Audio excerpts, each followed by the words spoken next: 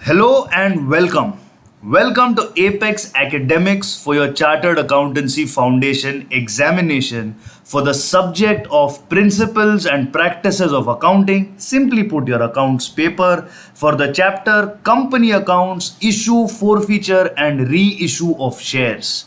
This is the first of your series of free lectures that Apex Academics have promised you on this ultra super important chapter of issue, forfeiture and reissue of shares. What makes this chapter so important, so ultra important? The fact that for a bare minimum of 8 or 10 marks, it's going to feature in your exams and it can have a maximum weightage of 15 to 20 marks, as has been evident from the past few attempts.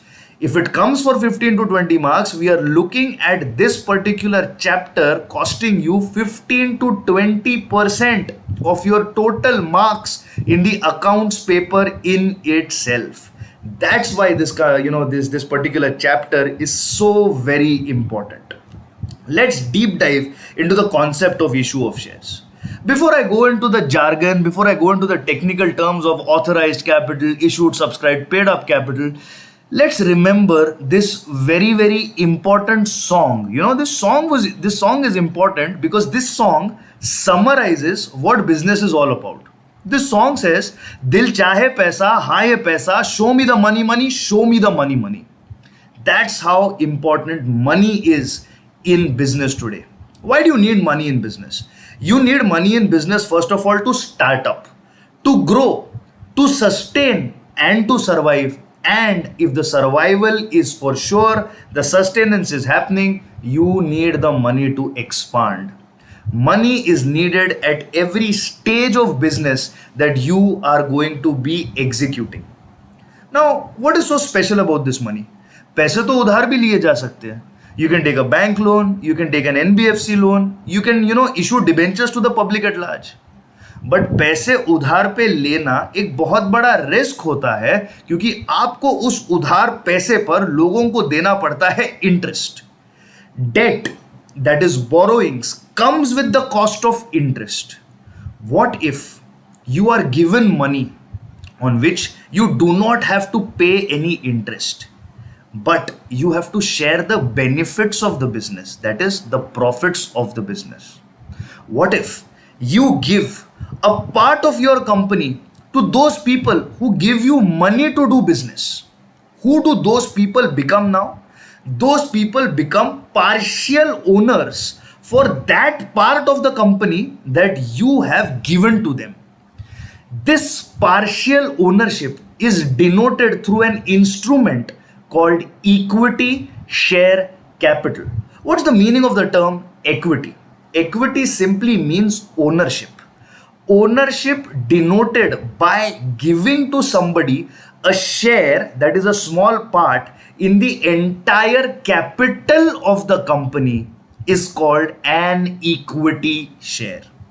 Now, there is a limit on how much capital a company can raise in its lifetime. This limit is defined in the capital clause of the Memorandum of Association, which, by the way, is the life-giving document of the company. You are going to learn about what a Memorandum of Association is, what the capital clause is, what the objects clause is, what the name clause is, and so on and so forth in your law subject. At the present moment, this is just a theory concept for you. You need to appreciate that किसी भी company पर अपना capital race करने पर एक upper limit होता है जिससे आगे वो कंपनी नहीं जा सकती. इसका मतलब ये होता है that there is a upper limit, a horizon beyond which you can not issue shares. इस अपर लिमिट को, इस होराइजन को कहा जाता है authorised share capital. For example, a company is authorised to raise 1 crore rupees in its entire lifetime. The company can raise this 1 crore rupees by the medium of equity shares having a face value of 10 per share, which means that in its entire lifetime, 1 crore divided by 10, which is equal to 10 lakh equity shares can now be issued by this company. So 10 lakh shares is the maximum shares that a company can issue. This is what is called as authorized share capital. Now it's up to the company. एक झटके में पूरे 10 lakh shares issue करने हैं या strategically सोच समझकर, as opportunities present itself, as challenges unfurl in front of you, as you know the going gets tough, how is it that you are going to issue this authorized capital is completely a financial management decision of the leadership of the company. That part of authorized capital that is made available to the people to buy is called issued share capital. Issued share capital is that portion of authorized capital which is issued by the company either for cash or for any consideration other than cash. For example, you can issue your shares to the public at large, for which the public at large can give you money.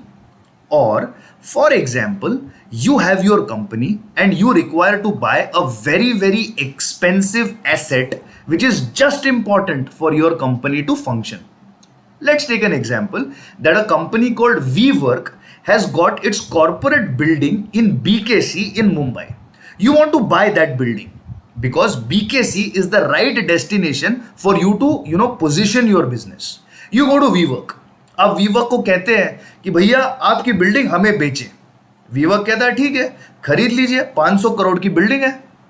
500 crore एक वक्त किसी को देना शायद impossible हो, लेकिन अगर आपके पास उतना ऑथराइज्ड कैपिटल हो जिसमें आप WeWork को चंद शेयर इशू कर सके जिसकी फेस वैल्यू है 500 करोड़, तो WeWork उनकी बिल्डिंग आपको देकर आपसे आपके कंपनी के शेयर्स ले सकता है.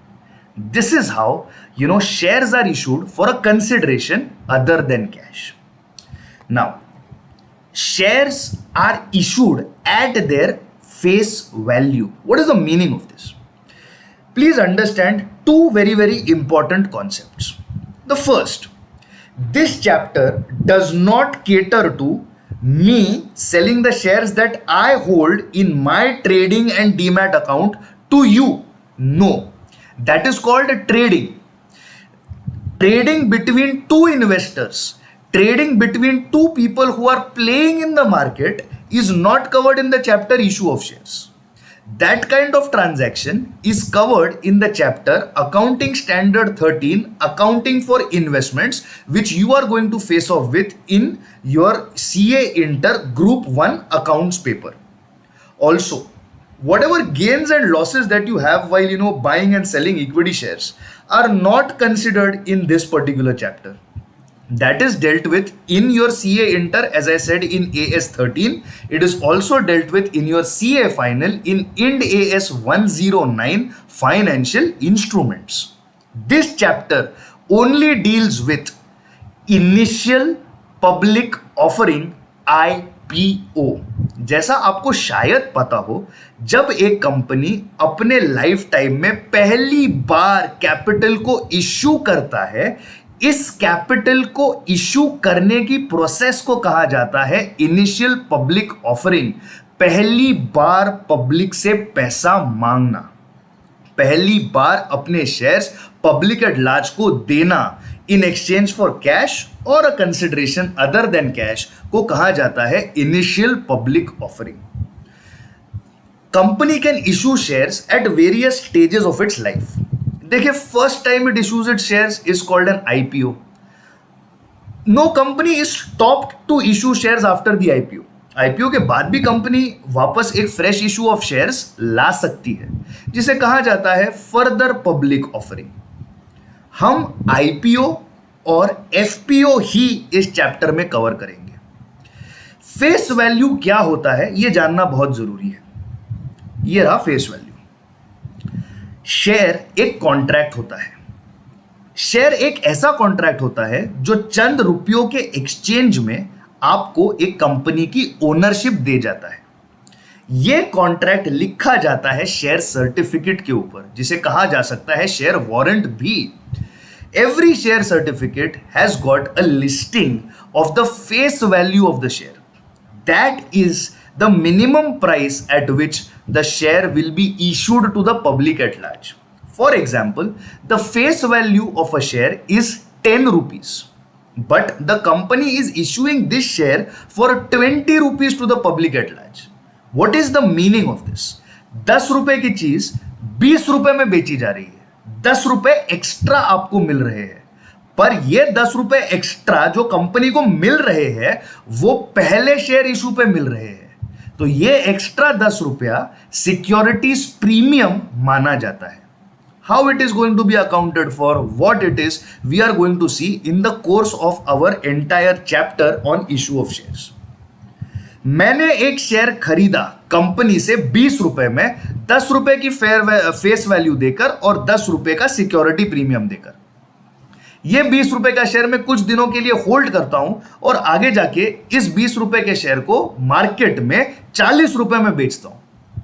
जो 20 रुपया मैंने कमाया, मतलब 20 का माल 40 में बेचकर जो 20 रुपया मैंने मुनाफा कमाया, वो मुनाफा हम सीए फाउंडेशन लेवल पर नहीं कवर करने वाले. Please keep it in your mind that this chapter focuses only and only on shares issued by the company to the public at large and not the shares that are traded between people. This is very, very important. In the process of understanding the concept of issued share capital, you have to understand the Trimurti, the triumvirate of subscribed capital, paid up capital and unpaid calls. You need to appreciate that whenever a share is issued by the company, the issued share is going to be disclosed on the face of the balance sheet at face value. How to do? We will discuss. Now keep one thing in mind.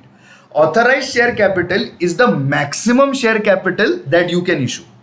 For example, in our example, as I said, the authorized capital of a company is 1 crore rupees broken down into equity shares of 10 each, meaning the company can issue 10 lakh equity shares in its entire lifetime. Out of these 10 lakh shares, suppose the company is issuing 4 lakh shares. Out of 10 lakh shares, suppose the company is issuing 4 lakh shares. What about the other 6 lakh shares that the company can issue? Those shares that the company can issue have not yet been issued. The shares that are not yet been issued are called unissued share capital. Unissued share capital is that portion of the authorized share capital that is not yet issued by the company, either for cash or for a consideration other than cash. And unissued share capital is not shown on the face of the balance sheet of the company. Always remember, in the balance sheet, issued, subscribed and paid up share capital is presented at the face value. Face value is given in the share certificate, and now we go towards understanding what is subscribed, paid up and unpaid calls. What is subscribed capital? देखिए, एक company को अपने shares issue करने थे. उसकी authorised capital थी 10 lakh shares और उसने इशू किए 4 लाख शेयर्स. अब 4 लाख शेयर्स एक कंपनी मार्केट के बीचों बीच खड़ी रह के पब्लिक एट लार्ज को बेच रही है. कितने लोग जाकर उन 4 लाख शेयर्स को खरीदने की कोशिश करेंगे? हर बंदा एक शेयर अज्यूम करते हैं मांगता है. 4 लाख शेयर्स है मेरे पास देने के लिए और मांगने वाले हैं 25 लाख. मांगने वाले लोग हैं 25 लाख. तो मैंने इशू किया 4 लाख शेयर, पर कितने लोगों ने मुझसे शेयर मांगे? 25 लाख लोगों ने मुझसे शेयर मांगे. ये 25 लाख लोग जिन्होंने मुझसे शेयर मांगे वो है एप्लीकेंट्स. उसे कहा जाता है application made by the public. But in 25 lakh applicants को मैं देने वाला हूं सिर्फ और सिर्फ 4 लाख शेयर्स, और ये जो शेयर्स मैं एप्लीकेंट्स को देता हूं उसे कहा जाता है allotment made by the company. Always keep in mind, allotment can never exceed the application. Allotment will be equal to or probably less than the application. This is what you have to keep in mind. Now we come to the called up capital. देखिए, we are a country of a prominently dominant economically empowered middle class, जो अपने savings को share market में mutual funds के माध्यम से, equity shares के माध्यम से इन्वेस्ट करते हैं। एक वक्त पर किसी भी आम बंदे के पास लाखों करोड़ों रुपए नहीं पड़े होते इन्वेस्ट करने के लिए। क्या इसका मतलब यह है कि एक आम मिडिल क्लास आदमी इक्विटी शेयर्स में इन्वेस्ट नहीं कर सकता? बिल्कुल कर सकता है। It is the savings of the public at large that is translated into capital in the market of this great country. What the public at large requires is a cushion, is an ability, is a leeway, is a facility जिसके तहत वो टुकड़ों टुकड़ों में shares खरीद सके। इन टुकड़ों टुकड़ों में शेयर्स को खरीदना कहा जाता है calling up the share in stages. The issue price of the share is generally received in instalments called stages. Whatever portion of the issue price that is demanded by the company from the shareholder is called the called up capital.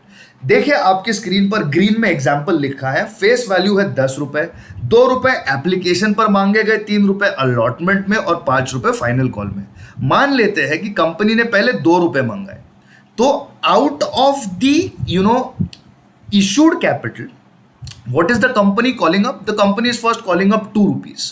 This 2 rupees out of the 10 rupees that the company is calling up is called the called up capital. फिर company ने मंगाए 3 रुपए allotment के. Application, allotment, final call stages के नाम है. आप इसकी जर्नल एंट्रीज इन डेप्थ अगले लेक्चर में समझेंगे properly in journal entry setup. Now 10 रुपए में से पहले 2 रुपए मंगाए तो 2 रुपए हो गए कॉल्ड अप. फिर 10 रुपए में से 3 रुपए मंगाए तो 3 रुपए हो गए कॉल्ड अप. ये जो 10 रुपया है, ये टुकड़ों टुकड़ों में जब मंगाया जाता है तब वो बन जाता है कॉल्ड अप कैपिटल. आप सोचेंगे यार 10 रुपए किसके पास है नहीं देने के लिए? आजकल तो 10 रुपए सबके पास होते हैं. मान लीजिए आपने सब्सक्राइब करा है 5 लाख शेयर्स को. 5 लाख शेयर्स के पीछे जब आपको एक वक्त पर 10 रुपया देना होगा, तब आपको एक वक्त पे 50 लाख की जरूरत होगी. 50 लाख एक टाइम पे सबके पास नहीं होता boss. Everybody's papa's name is not Ambani. Somebody's papa's name can be Bambani also. So what will the Bambani family do? The Bambani family will say 10 rupaya we will give you, but we will give you in pieces. How? 5 lakh shares के पीछे पहले will give you 2 rupaya per share. That means we will give you 10 lakhs to begin with. फिर 5 lakh shares के पीछे हम आपको देंगे 3 रुपया पर शेयर. तो पहले 10 दिए और आप दे दिए 15, ये हो गए 25 लाख. और फिर फाइनली हम 5 लाख शेयर्स के पीछे आपको देंगे 5 रुपया पर शेयर, तो और देंगे 25 लाख. ऐसा करके 50 लाख रुपए की सेविंग्स इन्वेस्टमेंट में ट्रांसलेट हो जाती है. ये टुकड़ों टुकड़ों से पैसे मंगाना हमारे जैसे सामान्य नागरिकों को इक्विटी शेयर मार्केट में इन्वेस्ट करने की अपॉर्चुनिटी देता है. अब ये टुकड़ों टुकड़ों के जो मंगाए हुए पैसे जब कंपनी को मिलते हैं, उन्हें कहा जाता है पेड अप कैपिटल. कहने का मतलब यह है कि जब मैंने कंपनी होने के नाते आपसे 2 रुपए पर शेयर मंगाए और आपने मुझे 2 रुपए पर शेयर भरे, तो वो जो 2 रुपए पर शेयर आपने मुझे भरे, वो बन गया है पेड अप शेयर कैपिटल. वो बन गया है पेड अप शेयर कैपिटल. देखिए, आज मेरे पास थे 2 रुपए आपको देने के लिए, हो सकता है किसी और के पास ना हो. तो पेड अप शेयर कैपिटल के बीच में आ जाता है the inability of people to pay. देखिए, कंपनी ने मंगाए फॉर एग्जाम्पल 5 रुपए. कंपनी ने फॉर एग्जाम्पल मंगाए 5 रुपए, पर किसी के पास 1 रुपया नहीं था देने के लिए, और कोई ऐसा भी था मार्केट में जिसके पास एडवांस में देने के लिए पैसे थे. तो जब उसने अपना एडवांस 2 रुपया दिया, मैं तो अपना यार 1 रुपया भी नहीं दे सका. तो ऐसा करके 5 रुपए में से एरियर्स मतलब आउटस्टैंडिंग जब सब्ट्रैक्ट किया जाता है और एडवांस का पैसा जब ऐड किया जाता है, हमारे हाथ में आ जाता है paid up capital. Paid up capital is called up capital. Subtract the calls in arrears, add the calls in advances and you arrive on paid up capital. Paid up capital उसको डिनोट करता है जो पैसा company को आज मिला है. तो सब्सक्राइब कैपिटल क्या होता है? जितना आपने मांगा. कॉल्ड अप कैपिटल क्या होता है? कॉल्ड अप कैपिटल वो होता है आपको शेयर्स अलॉट करने के बाद कंपनी आपसे अब टुकड़ों टुकड़ों में पैसे कलेक्ट करने लग जाती है, और वो जब टुकड़ों टुकड़ों की बूंदे बन के इकट्ठा होके समंदर बन जाता है, उस समंदर को कहा जाता है पेड अप शेयर कैपिटल। दलाल स्ट्रीट में स्थित बॉम्बे स्टॉक एक्सचेंज ऐसे टुकड़ों टुकड़ों से बने हुए पेड अप शेयर कैपिटल का एक फाइनेंशियल समंदर है। This is what the market is. Now let's summarise the concepts quickly. What is authorised capital? Authorised capital देखिए, आपके पास थे 10 लाख शेयर टोटल आपको अलाउड थे, आपने उसमें से 4 लाख इशू किए, 6 लाख आपने इशू नहीं किए, तो 4 लाख और ये 6 लाख मिलके बन गए 10 lakh. So authorised capital is equal to issued plus unissued capital. What is subscribed capital? अब सब्सक्राइब्ड कैपिटल में है 3 किस्से। पहला किस्सा, आपने इशू किए 1 लाख शेयर्स और 1 लाख लोग ही आए उन 1 लाख शेयर्स को आपसे खरीदने के लिए, तो आपने जितना इशू किया उतना ही लोगों ने आपसे खरीदने का डिमांड प्लेस किया। Here the number of shares issued is equal to the number of shares subscribed. ऐसे इशू ऑफ शेयर्स को कहा जाता है fully subscribed issue of shares. मतलब लाख शेयर्स के सामने लोगों ने लाख शेयर्स ही मांगे। अब हो सकता है कि आपकी कंपनी सुपर हिट हो, आपके कंपनी के बारे में मार्केट में दबदबा हो, there is a lot of air created, there is this whole gimmick around how fantastic your company is. There are examples of such companies, for example Coal India, for example LIC. These two companies have created ripples in the market in their time. जब कोल India का IPO आया तब फर्ज माने कोल India ने 1 lakh share issue किए थे public को, लेकिन उसको इतनी डिमांड आई कि उसको सब्सक्रिप्शन मिले 1,20,000 शेयर्स के। Of course these are indicative numbers, ये सीरियसली ना ले। कोल इशू का I beg your pardon, coal India का जो इनिशियल पब्लिक ऑफरिंग था, if I am right, was over subscribed 9 to 14 times. इसका मतलब आप जैसे मैच्योर होंगे फाइनेंस में और आप समझेंगे, लेकिन कहने का मतलब यह है कि जो आप इशू कर रहे हो, जब उससे ज्यादा आपको एप्लीकेशंस आते हैं, उसे कहा जाता है ओवर सब्सक्राइब्ड कैपिटल। मतलब हाउसफुल और लोग जमीन पे बैठ के, फ्लोर पे बैठ के आपकी पिक्चर देख रहे हैं, दिल वाले दुल्हनिया ले जाएंगे की तरह। अब सपोज आपकी पिक्चर फ्लॉप हो, जैसे कि जनाशीन, जैसे कि प्रेम अगन, जैसे कि जानी दुश्मन एक अनोखी कहानी। ये शायद हिंदी फिल्म इंडस्ट्री की सबसे घिसी पिटी और टुच्ची सी फिल्में थी जो बिल्कुल चली नहीं, जो खड़ी भी ना रह पाई। तो मान लीजिए ये पिक्चर है, ये पिक्चर के पास 1 लाख टिकट से बेचने के लिए, लेकिन कितने लोग आए देखने के लिए? सिर्फ 90,000। तो आज थिएटर खाली है, 10,000 शेयर अभी तक सब्सक्राइब नहीं हुए।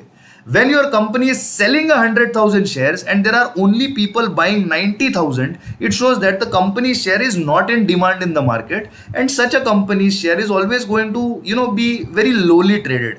This company is not going to be very nicely respected.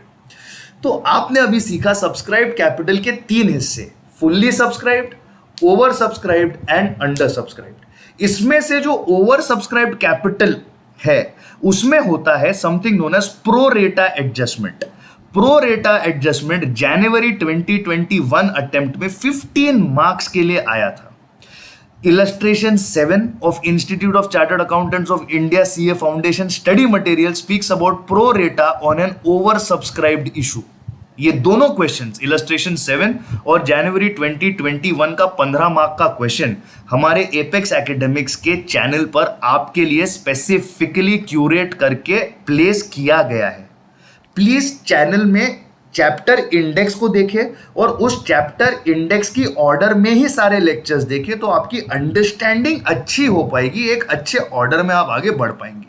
अब क्या होता है paid up capital? Paid up capital वो समंदर है जिसमें बूंदे बूंदे बूंदे मिक्सअप होके आपकी कैपिटल खड़ी हो गई, एक्यूमुलेट हो गई। पेड अप कैपिटल है, जैसा आपने प्रीवियस स्लाइड में देखा, it is called up capital, less calls in arrears, add calls in advance, what do you get? Paid up capital. Calls in arrears और कॉल्स इन एडवांस भी एक 15 mark का question है जो आपके सीए फाउंडेशन अटेम्प्ट में पूछा गया है, वो भी सॉल्व करके आपके एपेक्स एकेडमिक्स के चैनल पर अवेलेबल है। Paid up capital is equal to called up minus arrears plus advance, तो obviously called up is equal to paid up plus arrears minus advance. We just did LHS RHS। और अब आते हैं reserve capital की तरफ। Reserve capital वो हिस्सा है जो कंपनी कभी भी कॉल अप नहीं करती। फॉर एग्जाम्पल यहां पे 10 रुपए के फेस वैल्यू पर लेट्स अज्यूम एप्लीकेशन के 2 रुपए मंगाए गए, 3 रुपए अलॉटमेंट के मंगाए गए, लेकिन 5 रुपए जो थे वो मंगाए नहीं गए। क्यों रुकी कंपनी, क्यों नहीं मंगाया गया, क्यों नहीं कॉल अप किया गया ये 5 रुपया? क्योंकि कंपनी चाहती थी कि जब वाइंडिंग अप का वक्त आए, जब कंपनी बंद होने का वक्त आए, तब जो आउटसाइड लायबिलिटीज हो, जो लेंडर्स हो, जो ऑपरेशनल क्रेडिटर्स हो, जो फाइनेंशियल क्रेडिटर्स हो, जो अनसेटल्ड कोर्ट केसेस होने की गुंजाइश हो, उन सारे लोगों को देने के लिए तब पैसा कम ना पड़ जाए, इसलिए वो पैसे अभी तक मंगाए नहीं गए हैं। The liability of the share holder of a company is limited only to the extent of the unpaid call on the shares। ये जो अनपेड है यही होती है शेयर होल्डर की लायबिलिटी, वो उसे चुकाकर अपनी लायबिलिटी पूरी कर लेता है। Reserve capital is governed under section 65 of the Indian Companies Act of 2013। This entire concept of reserve capital I have explained to you quite in depth, लेकिन यही जो आप स्क्रीन पे देख रहे हो that is only relevant for your exams। When you come to CA Inter, in the second group, in the paper Advanced Accounting, you have the chapter Liquidation of Company। In that liquidation chapter, you will be studying this entire concept of reserve capital। बस 6-8 महीने रुक जाइए, foundation दे दीजिए, उसके बाद हम ही हैं आपको सिखाने के लिए लिक्विडेशन ऑफ कंपनी। किस बात की देर है, right? With this we have finished the first lecture of basic concepts on issue of equity shares. Please like, follow, share and subscribe on YouTube. यार ये तो यूट्यूब वाला लोगो लिंक्डइन की तरह बन गया ना, तो अब लिंक्डइन पे मत जाइए, अब यूट्यूब पे जाइए। यूट्यूब पे मेरे चैनल को सब्सक्राइब कीजिए, हमें फॉलो कीजिए और सीए फाउंडेशन के सारे सारे सारे अच्छे खासे अपडेट्स जो आपके सारे सब्जेक्ट्स के लिए अवेलेबल होंगे उन्हें अच्छे से देखें और सक्सेसफुली अपने सीए फाउंडेशन एग्जाम्स को एपेक्स एकेडमिक्स के साथ पास करें। The next lecture is going to be the second lecture in the chapter issue of shares। We are going to be discussing the entire scheme of journal entries, which is actually the heart of the chapter issue of shares। कुछ भी कीजिए पर अगला lecture miss मत कीजिए। और सुनिए ना, एक और बात लास्ट, सब्सक्राइब भी कर लीजिए और प्लीज बेफालतू के रील्स देखने में अपना वक्त जाया ना करें। Best of luck, see you in the next lecture.